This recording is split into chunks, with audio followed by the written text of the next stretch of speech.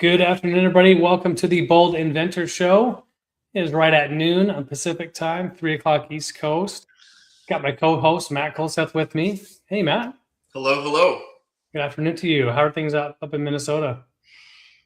We're doing okay up here. You know, we're staying motivated. People are still showing up for their neighbors, and sounds like we're chasing ice out of Minneapolis. So, what was the last thing?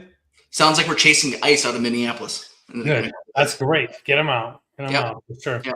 How are you? Doing good. We're also getting the ice out, the non-capitalized version, the frozen H2O version. Nice. It's like early spring, so I put on some flowers today. We're up to like 50s, 40s, 50s up here, which is nice. Sun's coming out. It's nicer over here in Minnesota right now too, but that means potholes are out. So we just popped a couple tires the other day. So nasty. Okay, well, hope everybody stays safe as you guys get through the thaw. Let's see, we got a good guest today. I just chatted with him briefly. It's Bob Brown. Great. He's the Dirt Whisperer. Love that name. He's got a lot technical side and construction, lots of different backgrounds. So we'll have him on in just a few minutes. I wanted to get to a couple questions that came in over the week, and then we can get to our guest. If you're on live and you have a question, this is the time to ask it. We're going to have a short show today, just a half hour today, but we're here every week. So if you want to hop on, if you're watching this now, if you want to be live, it's noon on the West Coast every Wednesday and 3 p.m. on the East Coast. So let's see. We just got to get to some of these very intelligent, smart folks asking questions on our Reddit channel. We're delayed. There's like 20 questions. These poor people. Okay. They have nowhere to go, but they're going bold. So let's start with, oh my gosh, that is so intellectual. I don't even know how to answer that. I love it. You want to jump into this? Okay, this looks scary. As long as it's not trademark related. I'm just kidding. This looks. I feel like I'm going to go to academia looking at this question. My eyes just glazed over. How does the concept of intellectual property fit into libertarian views on monopolies? And what alternatives do they suggest for encouraging innovation? I need a dictionary, Matt. I mean, I don't. Yeah. What does this mean? Can you help me break that question down? Yeah, libertarian views on monopolies. I would think that libertarians would not like monopolies. Okay. They are obviously for free markets, right? Free market. Okay. So how does IP fit into a capitalistic mindset? Well, I guess patents you're granting a monopoly for a limited time. Limited. Yes. Article 1, Section 8 of the U.S. Constitution. Look at you. Cites for limited time rewarding inventors and for discoveries of sciences and art. So novel, brand new, first of its kind inventions, we want to reward that. And the trade is, hey, you share what you've come up with all of us, and we're going to give you a limited monopoly, the ability to exclude everyone else. There's an additional big burden that sometimes surprises people that go through the whole process of actually getting a patent. Is there's no police, there's no enforcement body. Yeah. We could talk about immigration, but there's enforcement in lots of other areas of the government. There sure is. Certainly is no patent enforcement officers to date currently looking for infringers.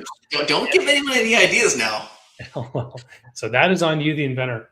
And, so sure, you've got the right to exclude, but that just gives you the ability to have a federal action. We've got Danny Lynn. Be sure to put all this in your podcast, everything that's happening on its way to the commander of the U.S. Army. I guess somebody was looking out since nobody would listen. Interesting. All right. Well, let us move on. We're going to talk with Bob Brown. He's our guest for the show today. let's do one more question, Matt. We want a little bit more. Let's do it. This is a little bit murky, but it's real life. It's a trademark question with social media. All right. Here we go. Hello, my partner is in the wellness space, yoga, meditation, energy healing, and started her TikTok channel recently within 5 weeks. She had over 10K followers and is starting to monetize. People are already starting to copy her profile. We're thinking of trademarking, registering her name, looking at the SPTO. The process seems straightforward, but I'm being told that it's best to hire an attorney. Lawyers are charging $3K for one class. And if it gets rejected, that's additional. We can't afford it at the time. Can't afford that price. What do you suggest we do? Can we do it ourselves? What if we get rejected? All those questions, man. Yeah, I think in a situation like this, I think it's worth your time to talk to a trademark attorney, even if you don't hire them to file the trademark for you. I think that's probably the first thing to do.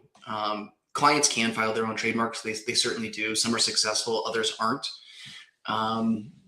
It is expensive, right? $3,000's not out of the realms of possibility in terms of cost associated with having a professional file something like this for you. Yeah. So it is real money. It's not crazy money, but it's real money. You can do it yourself, but I think before you would even consider doing that, I think I would talk to a trademark attorney and see what they think, if you could do it yourself or not. Yep. So at least get the consultation. Paid consult. I think that a paid consultation would be money well spent. Okay. Yep. Oh, that's good. At least at our firm, if we do a paid consultation for a prospective client and they end up going with us, we put that money towards their legal expenses. Yeah. Okay. Well, thank you, Matt. Very good. Well answered. I think I agree with that. Even if the question were on the patent side, if you can't afford the whole process, at least get the right direction, get some consulting is better than none. Yeah. I mean, it's easier than ever to potentially file your own trademark. There are a lot of resources out there. AI is out there now, but I do still think it's worth talking to a professional about, if the trademark's even viable before you decide to start spending time and money on your own application. Yeah, for sure. All right, let's dig into it. We've got about 21 minutes left. I want to get Bob Brown. Bob, welcome to the Bold Inventor Show. Thanks for having me. Hey, Bob. Absolutely. Pleasure to have you. Thank you for being here. I love your moniker, the Dirt Whisperer. We got to start with that. When did you first have that assigned to you, or did you adopt it yourself as the Dirt Whisperer? How do you get that name? Well, I own a foundation repair company, and one of my employees came up with it for me, and it just stuck. Got it. Sounds good. Well, foundation repair, that sounds pretty scary, right? So how often does this happen? Should I be worried about my foundation? What kind of dirt are we talking about here? Well, I mean, it does happen, in a number of places. I think Phoenix, where I'm from, it probably happens less than anywhere else. Dallas is really bad. Denver's bad. The coasts, the east and west coasts, are kind of rough. Even places like Kentucky and Tennessee, and they all have problems. It just depends what the drainage is like on your house and what kind of soil is under it.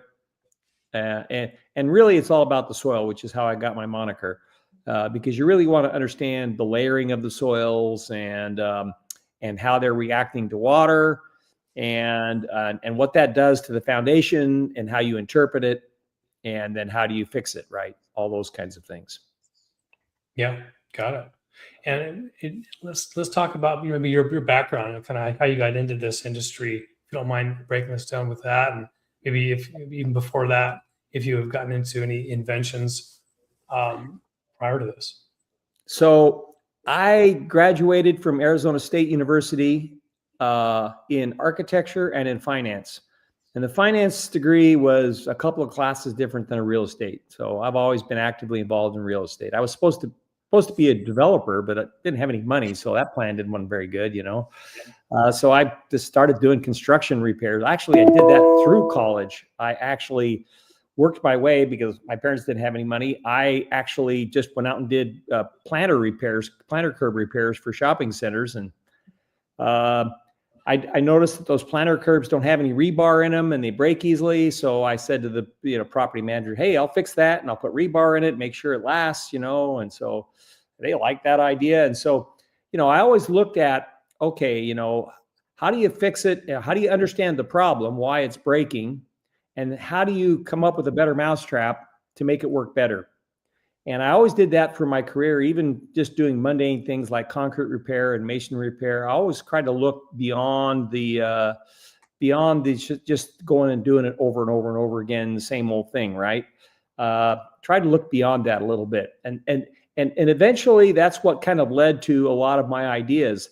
I had a complete fab shop and I'd go out there and, there'd be like, oh, here comes the mad scientist again, got another idea, and I would try something and it might work, it might not work, you never know until you try it, right?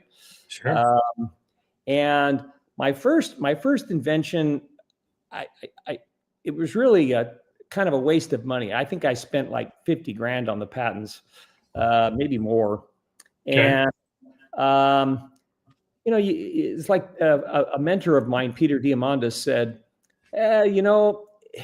you really got to invent something people want. A lot of people come up with really groovy ideas, but nobody wants them. That doesn't help you, right?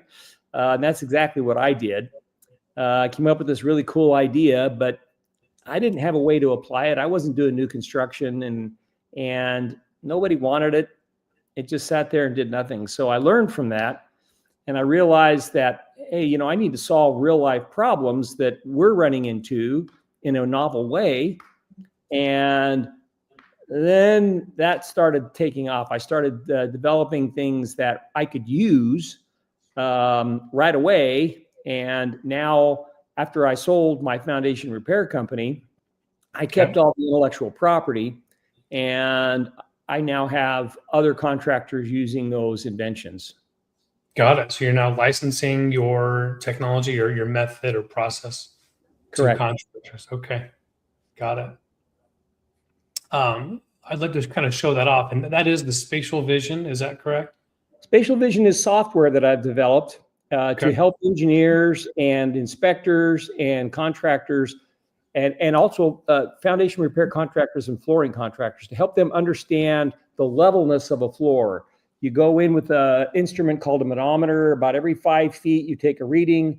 It pumps that elevation into the software. It prints out a 3D visualization of what that floor looks like. And now you can understand where it's high and where it's low and what you need to do and all that kind of stuff, which is crucial to a lot of things, flooring contractors, foundation repair contractors, engineers that want to understand it better. Sorry. No problem. So that system is basically I've got the trademark on the name, and we've even are pursuing a patent because what we're processing with that is very unusual stuff that nobody has really done before. So I know those are hard to get, but we're trying. Yeah, for sure. Okay. Well, sorry, I kind of jumped the gun. So what is it that you're actually licensing now? Well, if it's not that, what are some examples of the technology that you're licensing? So I am licensing out the software, and I have probably a good couple hundred users using it right now. And then I've developed a couple of other patents, one called NeverRust that uses totally non-ferrous components to replace the rusting elements of a stem wall, the rebar, the hold down straps, the J-bolts, the jacks to hold it in place. Everything is a composite carbon fiber mix that's printed with 3D printers, and it allows the repairs to be made from below without having to tear the whole wall up. Got a number of really cool advantages. Another system is a MoistureLevel system that basically dries out expansive clays under a house. So what happens a lot of times is you have a house, particularly in an arid environment, water gets, on the edges from a rainstorm, it has nowhere to go, it has poor drainage. It soaks down, goes underneath the house, and is attracted to the middle of the house because it's very dry, and clays want to pull water towards them. And so I've developed this, and then what happens is those clays, when they get wet, they swell, and the middle of the house starts going up. And so there's really been nobody that has developed any kind of solution to that problem. And I developed a system that basically dries out those clays under the house and shrinks them back down again. And so that's the MoistureLevel system. And then I'm working on a third system called the needle pile that basically is a very small diameter pile that you can put in a floor and raise the floor. Currently, you have to put big old 8-inch cores in a slab to lift it up. And that's, you put that 4 feet on center both ways, you've just destroyed the slab. So 2-inch hole is a preferable way to go. Yeah. Okay. Let's just pick one of those. Let's go with that clay one you mentioned. I mean, is that common in certain parts of the country? Or is it really going to be prevalent wherever, all over, to have this sort of centering, high center? Oh, okay. The MoistureLevel system. Moisture, yeah. You're going to have more heating problems in arid climates. So places like Phoenix, Arizona, Nevada, New Mexico, Eastern Oregon, Washington, California, past the mountain ranges, right? Even North Dakota, so, back east, maybe not so much. It's pretty wet back east. So, I mean, you might still get heating there, but just not as much. You're going to get a lot more in the arid climate areas. Yeah. Okay. And so I guess, and apologize, by the way, Bob, I've been trying to remove kind of a rogue messenger here where we had to disconnect LinkedIn. So I've been doing my best to try to hear you, but I'm trying to get this guy out. So I've stopped our LinkedIn stream. Unfortunately, was not able to remove the individual. Yeah, I think we have a bot or something like that. Yeah, but so, man, so you've done a ton. I mean, so, we don't really get into the dollars, but let's talk about the scale of number of contractors that are using your moisture level sensor. I mean, is this taken off, or is it sort of onesie twosie? Here it's very small, and I'll tell you the reason why. And that's one of the reasons why I invented the software, because contractors, foundation repair contractors, don't really understand heave, and they don't do a good enough analysis. Don't understand what? Say it again. Expansive soil heave. They don't understand that. They understand settlement. Okay.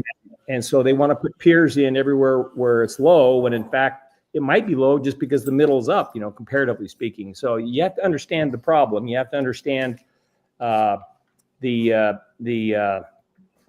cause of the problem, and before you start putting solutions in. And the problem is that until people start doing better analysis and realizing that, this is not settlement, this is heave, the system is not going to go anywhere. So that's why I shifted my focus to the software, because once people understand it, understand the problem and recognize it for what it is, well, then the solution becomes, automatic. It's like, now we've got this problem and we can't fix it the way everybody else normally fixes these problems. We've got to come up with something different. What can we use?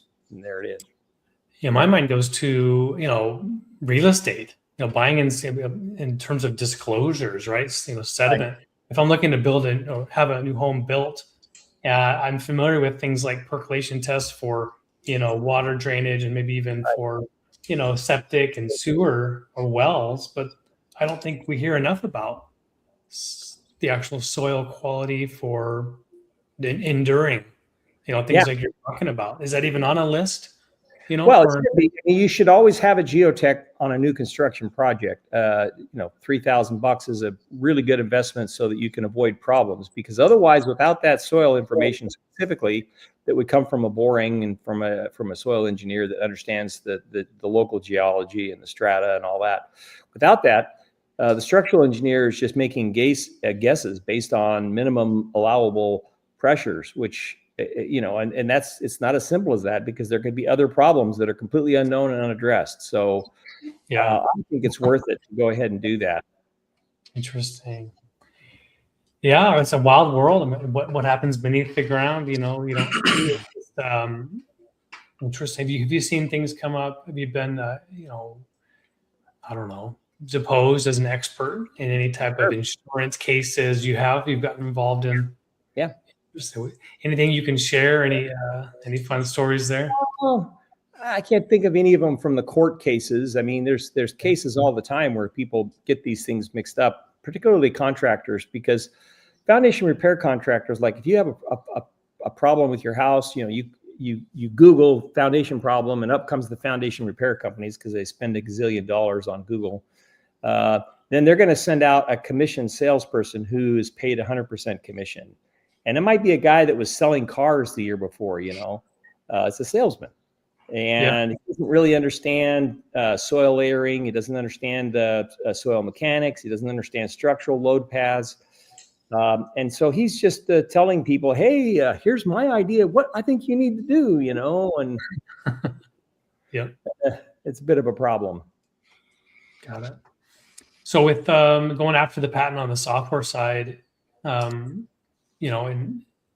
sort of, as you kind of alluded to, software and methods, processes can be a bit trickier. Yeah. And not only to acquire, but to enforce as well, to sort of detect and find infringers. What sort of, is it still your goal to proceed and see that thing through to grant, or are you still on the fence?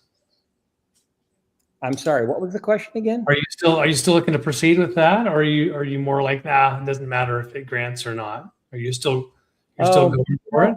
I'd have to ask my IP attorney where it's at, to be honest with you. I got so many things going on. I haven't checked in with him lately, but I could.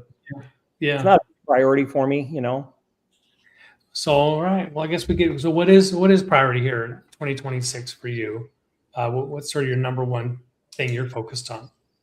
Well, I have a number of companies that are starting to ask about my stem wall repair system, my carbon fiber composite stem wall system. And so that's probably going to take off. I've got a number of people interested in it, and I've just completed some testing with it.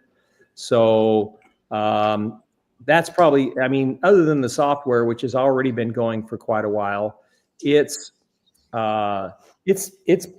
gradually increasing every month. I get more users. Who knows? Maybe I'll land a big fish somewhere and it'll really take off. But those are the two things that I'm working on right now for this year. That sounds good. Help me out with the stem wall. Give us a quick 1 or 2 minutes. How does that work?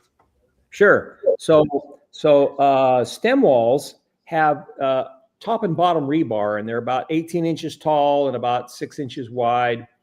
And these two rebars, top and bottom, moisture comes in through the ground and wicks up through the stem wall and exits the 6-inch space that gets left for termite inspection. Well, that path intercepts that top rebar, and the concrete starts out at an alkaline pH level, but due to carbonic acid from acid rain, the carbonic acid gets infused in the pores of the concrete and changes its pH level to an acidic pH level. And when that happens, you get a tiny microelectrical current that goes round and round with any metal embeds. And when metal rusts, the iron oxide takes up more room than the iron. So it starts putting pressure on the concrete, and eventually it cracks and splits it out, and chunks start falling off and all kinds of problems. Well, as long as you have any metal in there, that cycle is going to continue. And so, I started fixing these things 30 years ago. I tried lots of things, finally ended up with, just use composite rebar and composite hold down strap and a composite J-bolt replacement. And we came up with the name NeverRust because there's nothing metal in there. It can't rust, right? Right. So that's the key, is to get rid of everything metallic in the stem wall when you do the repair and put non-metallic items back in. How long does that take for concrete to sort of transform, like you said? I mean, it depends on the amount of rain or the environment, I suppose. For rainy areas, maybe more than others. It's on a lot of factors, but I've usually found about 8 or 9 years it starts to go.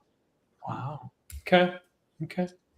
Standard home construction, you tell me. I mean, I'm trying to think of anywhere where they would have steel or metal integrating right with the concrete. Is it common? Yeah, everybody uses metal rebar, metal hold down straps, metal J bolts. I mean, metal is the easy, cheap item. Yep. But, there's fiberglass rebar now that is about as cheap as steel, and it's stronger. So I think you're going to see new construction applications start using fiberglass rebar more and more, because the metallic rebar just causes so many problems with moisture, Okay. I've got one more wacky question. I'll pass over to Matt. This is probably way out. I am a purchaser of earthquake insurance. Okay. And it's a weird negative gamble thing. How often does that come up when the earth moves and you have foundation issues? To what degree can you avoid, a claim? I guess I'd say if there is an earthquake, any way where you would be able to be in the most advantageous place as a policyholder, what would be your thoughts around that? Well, okay. So first of all, most insurance companies have what they call an earth movement exclusion. And that means that if it's not sudden and catastrophic and it's earth caused, you are not going to get them to pay for it. Now, if it's from an earthquake, that's a sudden and catastrophic thing. I think you'll get insurance to pay for it. Yeah. But earthquakes don't necessarily result in soil problems. They could, but they don't. I mean, they're going to probably do more visible damage, just shaking the structure around and causing things to come loose, right? Which is a different problem. It's not a soil problem. You can fix that by going back up inside there and re-strengthening your connections and doing that kind of stuff, right? But if you're on problematic soil, like maybe soil that is hydrocollapsible, especially with shaking, well, then you can have a big problem in an earthquake. I think if you had a claim like that, you could get insurance to pay for it.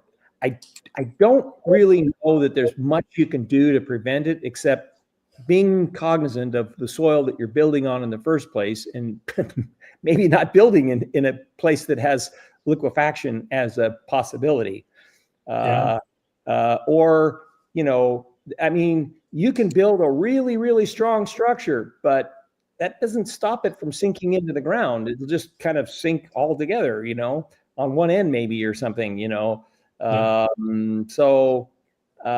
really it's all about the soil. It really is. Fantastic. Well, thank you, Bob. I appreciate your insight there, and you're inventing a lot of different things, still moving forward. I wish you the best this year, and thank you for being a guest on our show. Awesome. Thank you. I had a great time. Yeah. Thanks, Bob. Really interesting listening to you. I mean, I can tell you have a clear passion for what you do and a lot of working knowledge. For sure. Yep. I've been doing it a while. Yeah. No, there's something to that. All right. Well, short and sweet. I tried firing away the questions we could from in that quick half hour, Matt.